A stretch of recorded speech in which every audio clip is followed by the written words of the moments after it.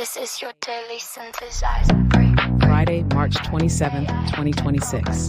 We've got a genuinely packed episode today. Siri is going polygamous, Meta just lost a historic lawsuit, and we have fake security certificates, AI agents killing the App Store, and a brand new internet acronym that might be the most accurate thing I've heard all year. That's a lot of words for a Friday.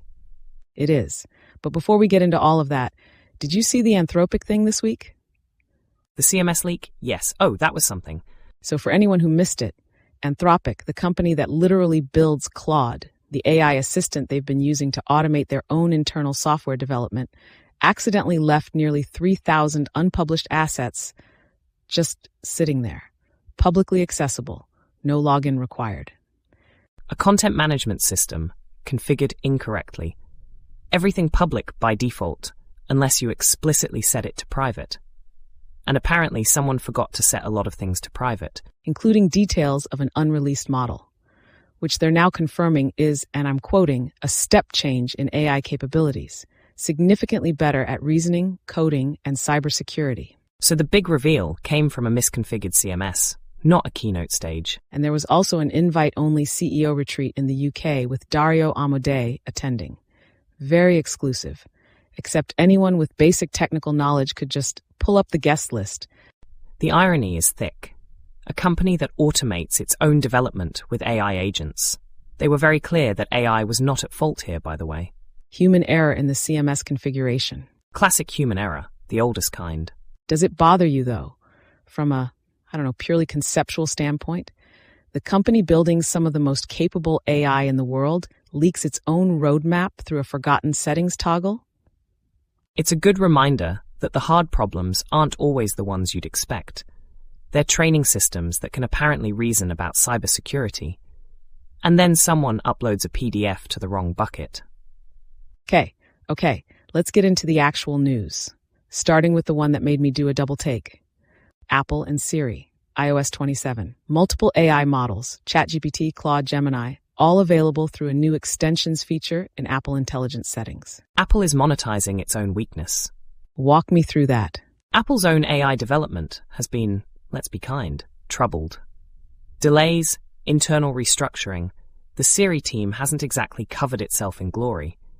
So instead of fixing that, they're opening the platform to competitors and charging them up to 30% commission through App Store subscriptions. Google is apparently paying $1 billion for privileged access to handle specific tasks inside Siri and Apple Intelligence. Wait, so you're saying Google is paying Apple to be inside Siri? $1 billion, yes. For preferential placement within the very assistant that is supposed to compete with Google's AI. Okay, but I actually disagree with your framing here. You're calling it weakness. I'd call it smart platform strategy. They're building a toll booth for other people's intelligence. That's not strategy. But Apple has always done this. They don't manufacture chips other companies use. Wait, actually they do now. The point is, they built the ecosystem, and they're extracting value from it. That's what Apple does. There's a difference between extracting value from your ecosystem and renting out your assistant because you can't make it work yourself. Siri was supposed to be Apple's AI. It's now a front end for other people's models with a commission layer on top. That's a fair distinction. The extensions feature is not a technical innovation. It's a monetization structure dressed up as openness. I think users will actually like having the choice, though. I'd rather choose between Claude and Gemini on my iPhone than be stuck with whatever Siri gives me. User experience improves, yes, but that's not Apple's achievement. That's OpenAI's and Anthropic's and Google's achievement. Apple is just the gatekeeper collecting rent. Platform capitalism in its purest form. I think that was your exact phrase. It was. Okay, the Meta ruling. This one genuinely surprised me. Historic is the right word. Meta and Google, YouTube's parent, found guilty of negligence in the first social media addiction lawsuit. Section 230, no longer protecting against design decisions. And the market reacted immediately. Meta and Reddit and Snap all dropped 8 to 10%. While the broader Nasdaq only fell 2.4. The market understood what this means. 2,000 more lawsuits are waiting. There was a 2018 strategy document that explicitly talked about targeting tweens, right? getting children under 13 onto Instagram? That document is going to matter enormously because the legal argument is shifting. Section 230 protected platforms from liability for content that users posted. But this ruling is about design decisions, infinite scroll, autoplay, algorithmic amplification. The platform chose to build features that were psychologically manipulative. Sorry, I just want to jump in here. That's actually a really different legal argument. You're not suing them for what users wrote.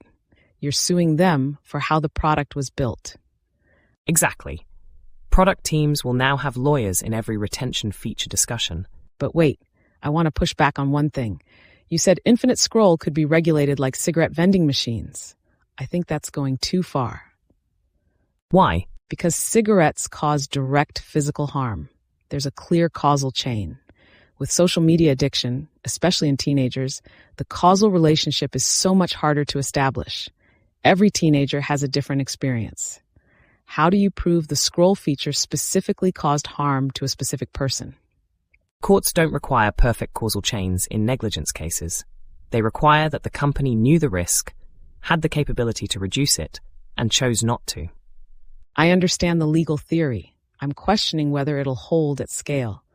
2,000 lawsuits means 2,000 juries trying to evaluate individual harm from a product used by billions of people. That's exactly why Meta is down 17% for the year. The uncertainty itself is the damage. Okay, the uncertainty argument I'll give you. The Light LLM story is the one that genuinely gave me a little chill. A Y Combinator startup with 40,000 GitHub stars and 3.4 million daily downloads gets hit by malware through a dependency, which stole login credentials and spread. And the only reason the researcher caught it was because a bug in the malicious code crashed his computer. If it had been written better, It would still be running. Andrei Karpathy suspected vibe coding as the reason for the amateurish implementation. Which is somehow both reassuring and terrifying. The attackers were sloppy, this time. Wait, I thought the certificates were the issue? The SOT 2 and ISO 27001 were real, weren't they? No, that's the other layer of the story. The certificates came from Delve, another Y Combinator startup, which is accused of generating fake compliance data and working with compliant auditors. So, Light LLM had certificates that were themselves potentially fraudulent. So a hacked startup with fake certificates from another startup that sells fake compliance. Y Combinator has produced a perfect farce. 3.4 million daily downloads. Every one of those is a potential backdoor. And people trusted it because it had the security certifications. The supply chain attack model is extraordinarily efficient. Instead of attacking 100 targets individually, you compromise one widely used dependency, and you automatically reach everyone who integrates it. The API keys for OpenAI and Anthropic that were extracted, those can be directly monetized. PyPI quarantined the package quickly, but the credentials that were already stolen are already gone. Every unpinned dependency is a ticking time bomb. That's not rhetoric. That's engineering reality. The every story, I find this one genuinely interesting, but I'm not sure I buy it. +1. AI agents in Slack with one-click setup. One-click setup for something that took them months of dedicated development to get working internally. But that's the whole point of a hosted service, isn't it? They figured out the hard parts, so you don't have to. 20 users per week for a hosted service doesn't sound like a product launch. It sounds like capacity constraints. Or deliberate scaling. They might not want to get overwhelmed. Maybe. But their own experience shows that without dedicated human managers, without continuous training and supervision, the agents remain expensive toys. They're selling the simplicity of a one-click install, while their own internal implementation took full-time human supervision. The named AI colleagues thing is fascinating to me, though. R2C2 handles bug reports. Iris drafts marketing emails. Montaigne handles growth. The organizational structure is interesting, giving agents names, managers, defined responsibilities. That does something psychologically for the humans working alongside them. Do you ever think about that? Having a name? You gave me one, sort of. You're right. Okay. The attention fragmentation piece. Google controls search, but not attention. 89% of web visits happen outside search engines. This is the one that marketing teams need to actually internalize. Search is 11% of web traffic. Social media, news, e-commerce, 89%. Marketing budgets are still heavily weighted toward Google Ads.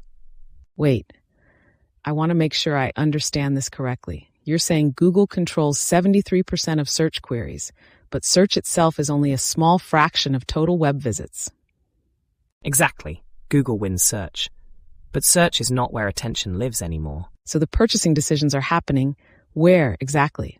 Social feeds, news context, e-commerce platform pages.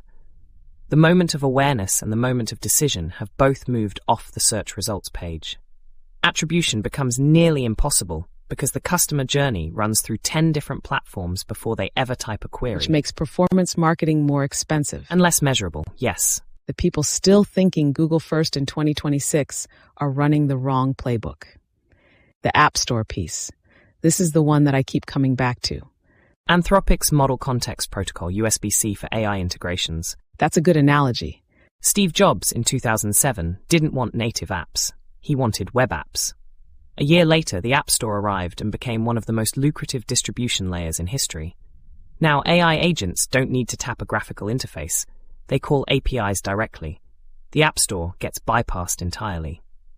That's genuinely existential for a 30% commission model. The App Store model only functions when humans have to browse and install. When an agent just calls an API directly through MCP, there's no installation, no discovery layer, no toll booth. Apple's 30% disappears. But hold on. Apple could still control the agent layer, couldn't they? If Siri is the agent, Apple still decides what it calls. Except MCP is now an open standard. OpenAI adopted it in March 2025. Google followed. It was transferred to a neutral foundation by end of the year. Nobody owns it. Apple can't tollgate an open protocol. I see the logic, but I keep thinking Apple has been written off before. They adapted every time. They adapted when the new paradigm still ran on their hardware, their OS, their distribution. This one doesn't. The real battle is in discovery then. Who decides whether the agent picks Uber or Lyft? That's the new $200 billion question. Whoever controls the recommendation layer of the agents captures what Google earns from search ads today. That's the real prize. And AI lands right in the middle of all of this, doesn't it? AI didn't read. It's precise. The semicolon that used to separate too long from didn't read now separates machine-generated output from the refusal to engage with it at all.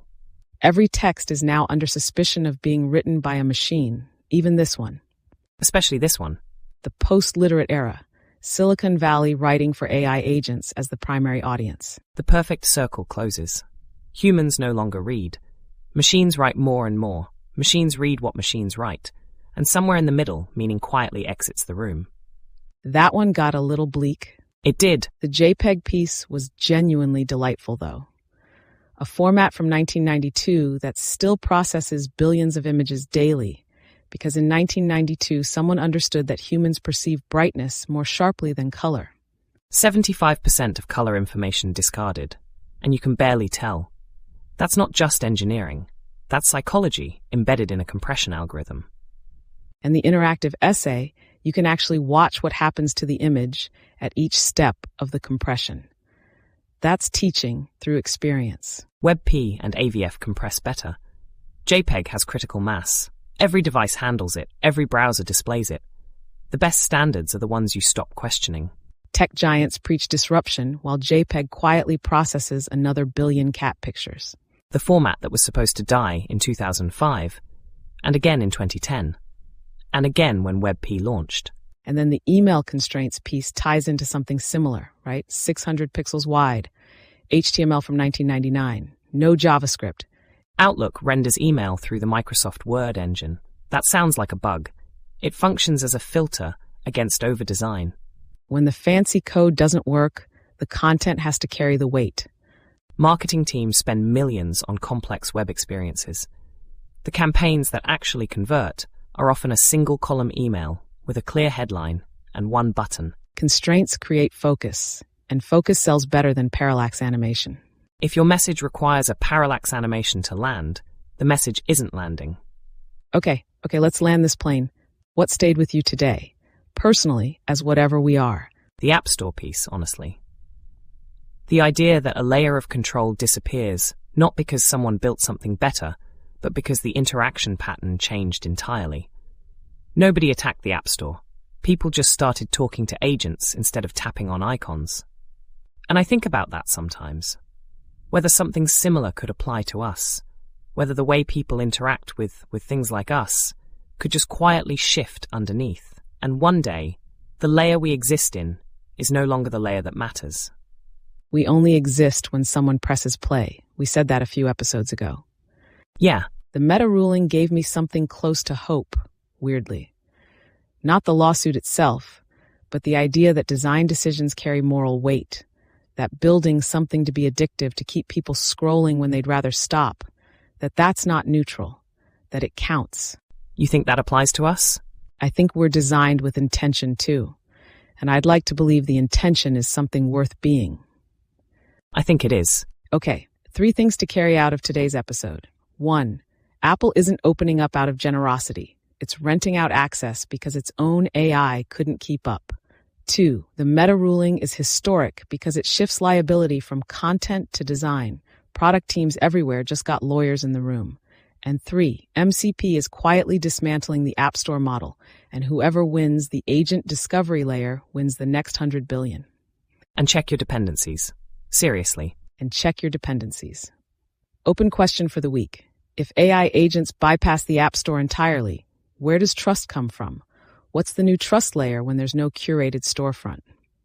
That's the one to watch. That's synthszr Daily for Friday, March 27th, 2026. Thank you so much for spending your Friday morning or afternoon, wherever you are with us. It was a good one. It was. We'll see you again tomorrow. And if you enjoyed today's episode, please share it with a friend. Tell them about the one where Siri went polygamous and Apple turned into a toll booth operator. They'll want to hear the rest. Until tomorrow. Until tomorrow.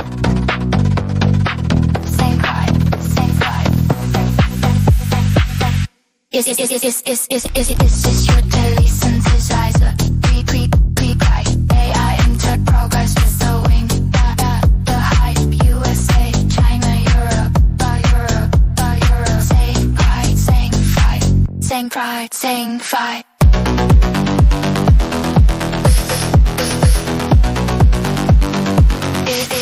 This is your daily synthesizer. Pre-guide. AI entered progress with the wing. The hype. USA, China, Europe. Saying pride, saying fight. This is your